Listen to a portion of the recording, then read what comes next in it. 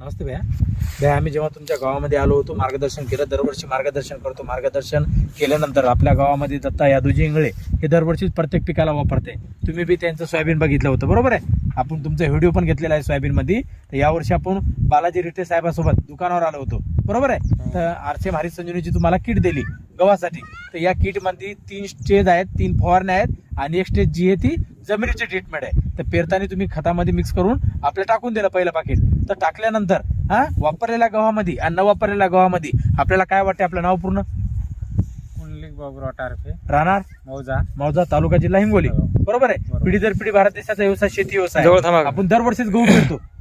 तर दरवर्षीच्या गव्हामध्ये आणि यावर्षी वापरलेल्या गव्हामध्ये आपल्याला काय फरक वाटायला, काय याच्यामध्ये अनुभव याला? फरक आहे ना.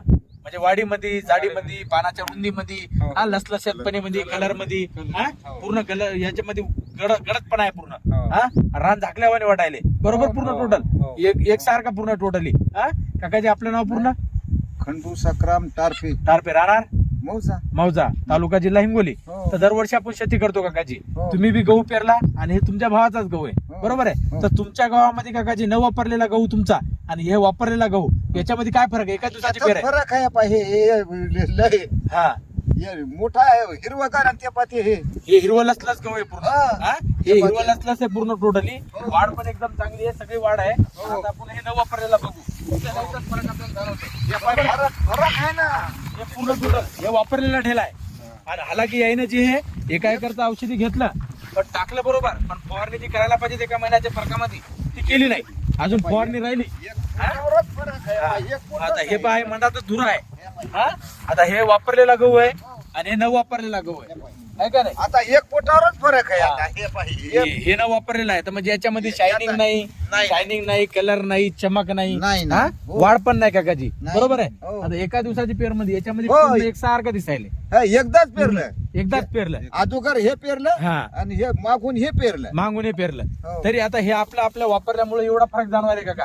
तर बाकीच्या शेतकऱ्यांना आपलं आरसी मारी संजीवनीचे प्रोडक्ट वापरायला पाहिजेत का नाही? अनुभव घ्यायला पाहिजेत का नाही? अर्धा एकर, 1 एकर अनुभव घ्यायला पाहिजेत का नाही? लोकांनी घ्यायला पाहिजेत ना काकाजी, आहे का नाही? आता यांचा अनुभव घेतल्यामुळेच आपण घ्यायलो ना. आता वापरायलो ना आपण. आता 1.5 एकर उसाचा घेतला तुम्ही आणि 1 एकर गव्हाचा घेतला. आता किती फरक आहे? 1 फुटाचा फरक आहे. 1 फुटाचा फरक आहे फक्त. 1 फुटामध्ये एवढा फरक आहे आपल्याला, आहे का नाही? काकाजी आपल्याला काय वाटतंय? तुमचं नाव काका?